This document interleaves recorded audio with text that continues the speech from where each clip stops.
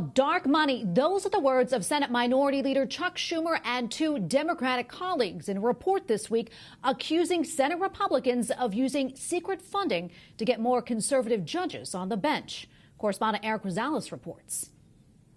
Well, Tracy, that 54-page report points the finger at conservative figures in groups like Judicial Crisis Network as, quote, political action committees in disguise. I spoke with the group's president, Carrie Severino.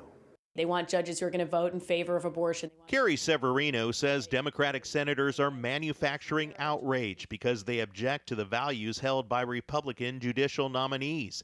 In the Democrats' report, released Wednesday, Senators Chuck Schumer, Sheldon Whitehouse, and Debbie Stabenow accuse Republicans of corruption and conflicts of interest. Our report exposes a twisted web of dark money, special interest groups who behind the scenes are investing millions and millions to plant ideological activist judges, completely remake the courts, and ultimately rewrite the Constitution.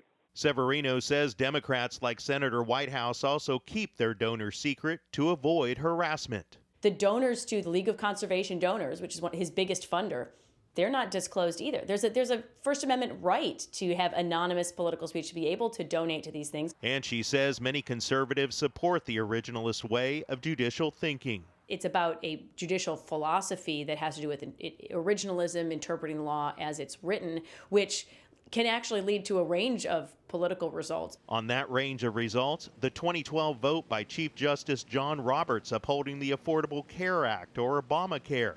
As candidate for president, Donald Trump released a list of people he would consider nominating to fill the Supreme Court vacancy. When President Trump released his list of potential judges for the Supreme Court and said, I'm going to pick someone off of this list, that was a historic act of transparency. One by one, the Democratic senators behind this report said that they would not encourage Joe Biden, the presumptive Democratic presidential nominee, to release his own list. I wouldn't recommend it.